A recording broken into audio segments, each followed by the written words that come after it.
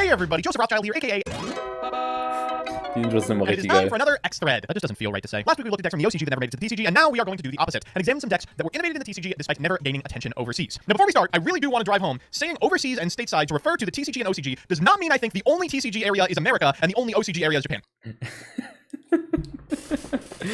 Einfach nur, weil Joshua darauf reagiert hat und so, ja, weil ihr nur in Amerika TCG spielt und nicht hier in Europa.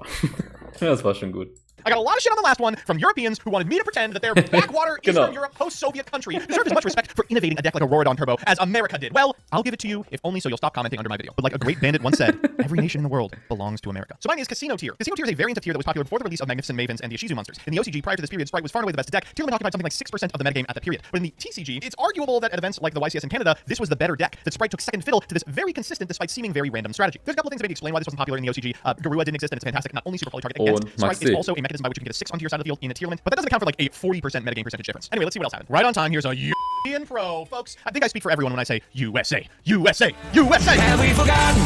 For whatever reason, the OCG has been resistant to using Runix as the versatile generic engine we use it as over here. I think the Fur Hire variant is a great example of this. Yes, in the OCG, Mist Rune, as it was known, was used almost exclusively as a mill condition. Here we use it as 20 instant fusions, and it's enabled a bunch of really fun decks, including decks like this one, Runic Fur Hire, which to my understanding, functionally don't exist in the OCG. Sven says in the TCG we were Buster locking with Union Carrier in decks like Dragon Link in 2020. OCG didn't figure out the Buster lock until 2 full years later when they started doing it in Splice. This is an interesting one. Dragon Buster Destruction Sword isn't an obvious pick for a floodgate, and it did take some time for people to figure out that like Union Carrier into Destruction Sword was a good way to beat cards like a Dark Ruler no more. But the release of cards like that was prolonged in the OCG, which is probably why they weren't examining it. Though some individuals in the comments have actually offered a couple of alternative explanations. When it first released, it was the same set as Gumblar, and the mindset was why would you lock them from the extra when you could just hand loop them for 3 to 5? Maybe this is a good time to talk about Europe because yes, Hope is right. Rika has seen next to no experimentation in the OCG, but it's pretty much seen no experimentation in America either. It's only Europe. It's only Europe where they know how to play the deck. Neshi says Conclave Control. Neshi, it's not that the OCG didn't catch on to this. It's that you are the only one who ever played it. This deck was exclusively a Western flash in the pan, one of my favorite decks ever, playing a bunch of bulk like Power Giants and Refusion. Never seen again after 2016 and never at all in the OCG. So during one of the many 2016 formats, this was an exceptionally popular pick online. It only ever got a couple of tops at the premier level, but it's really strong. The concept is your opponent maxes you and you deck them out. This deck was, unironically, just like a 2025 combo strategy. Like it's a type of combo deck that we will not have for another couple of years.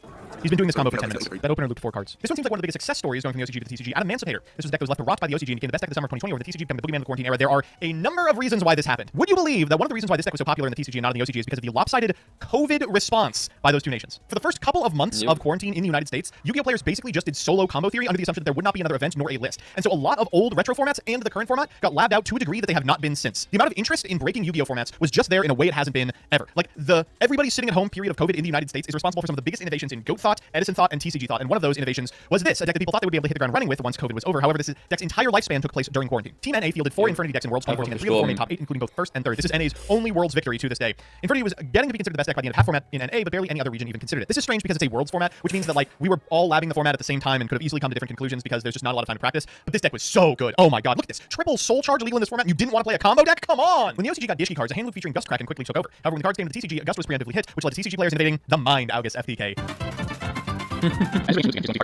That's right, there is an additional video to explain how the loops work. So let's do the library one.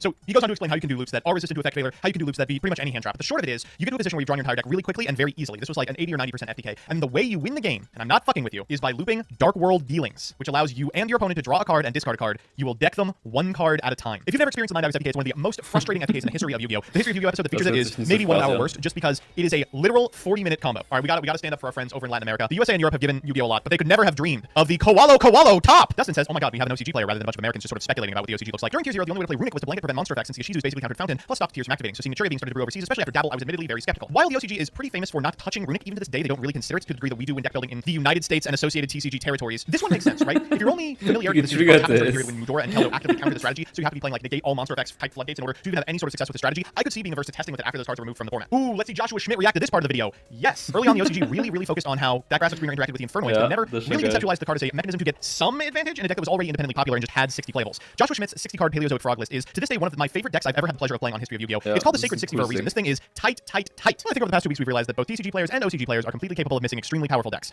Which is why, of course, we should, as I've said a million times before, have a unified ban list once again. See you next week. Bin ich auch für.